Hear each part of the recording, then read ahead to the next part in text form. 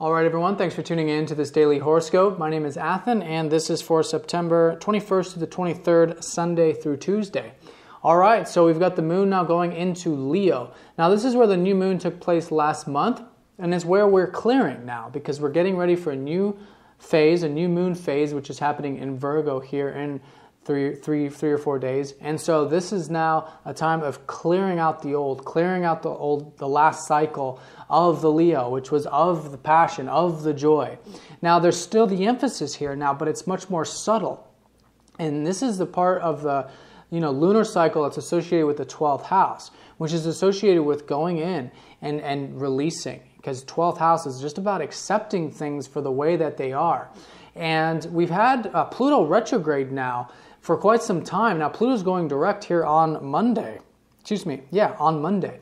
So this is now a time when, for those of us that felt like things have been on hold or on pause, or things just haven't been flowing very smoothly, or things just haven't been going through, or things just haven't been happening, this is the time when things start to open up now, because Pluto in Sagittarius has been about shifting our path.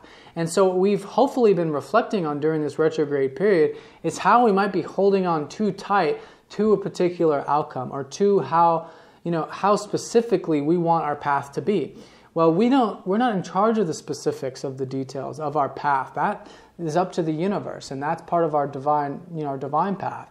So it's releasing, hopefully now, a final release, I think a lot of us, of who have been facing a lot of those challenges of trying to move forward in a direction and things just not flowing, of now just sort of letting go and just accepting that now we're hopefully, I think a lot of us having a clear sense that at least now things are moving.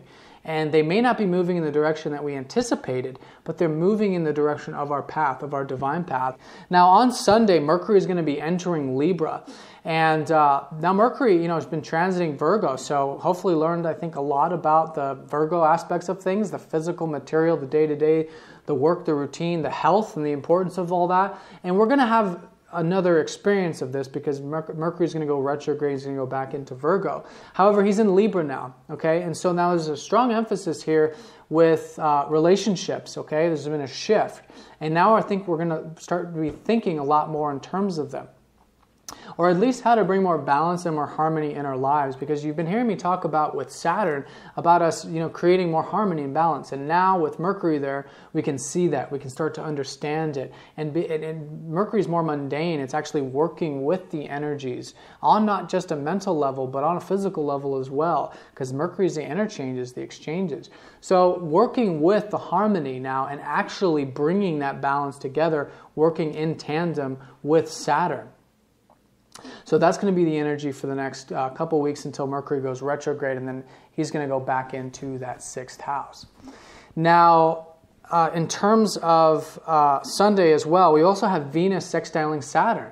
So this is the time now of all of us, I think, should be feeling like, I think we're ready to commit a little bit more and have a little bit greater sense of duty in our relationships. Commit not necessarily just in romantic relationships. It just means that we're taking on a much more dutiful role and much more we're willing to take on more responsibility now with our relationships, and having a clear vision on what that actually means, how to be more mature in relationships and ground it, but we're willing to do it now over these next few days. So it can be a very positive time, I think, where we're all willing to be, a little bit more dutiful, a little bit more responsible in the relationship sector, on the relationship side of things. Now, on Sunday as well, we've also got Mars squaring up to Neptune. Now, this is where, again, with the ego and the path and the presence and the unfoldment of the universe, they kind of come to a square here. So this is the time to really evaluate, okay, especially with Pluto going direct. Use these last few days now, really evaluate the direction things are going in, and try not to listen to too many other people's opinions on how they think it should or shouldn't be. And really just listen to yourself. Okay, what's important to you? What, is your, and use this as an evaluation time to reflect on your life and see how things are unfolding and how they can be more in accordance with what you want out of life. But in that, way of just surrendering and releasing to it. You really want to balance the elements of Neptune, which is peace and surrender and acceptance, along with what you want, okay? And if there is an area in your life that you feel like you want to make some changes, then now's the time to really see that, be clear about it, and start putting action into it, making changes in that area that's in alignment with your true self, with your higher heart. All right, guys, so I'm going to draw a card and see where Spirit would like a little bit more guidance. All right, Cancer. All right, well, this is where the moon left, and this is where Jupiter's transiting right now at the moment. So let's not forget about, our roots, because this is all it has been playing a very important role. Our roots, like I've been saying in the last video, have been helping us. A lot of us becoming very connected to past lives, soul family, and physical, like in this life, family, and our past, and how that is propelling us forward and creating opportunities in our life. So I think this card's really saying, stay connected. Stay connected through all these changes, all these new experiences we're going to be going towards as Pluto starts to go direct, and we're going to start experiencing with the eclipses next month. Stay connected. Stay connected to your inner temple, your inner guidance, your inner knowing, because that's where the wisdom is. That's where the wisdom always is, and that's what Jupiter's really showing us right now at the moment. All right, guys, I hope you enjoyed. Thanks for watching, and I'll see you next time.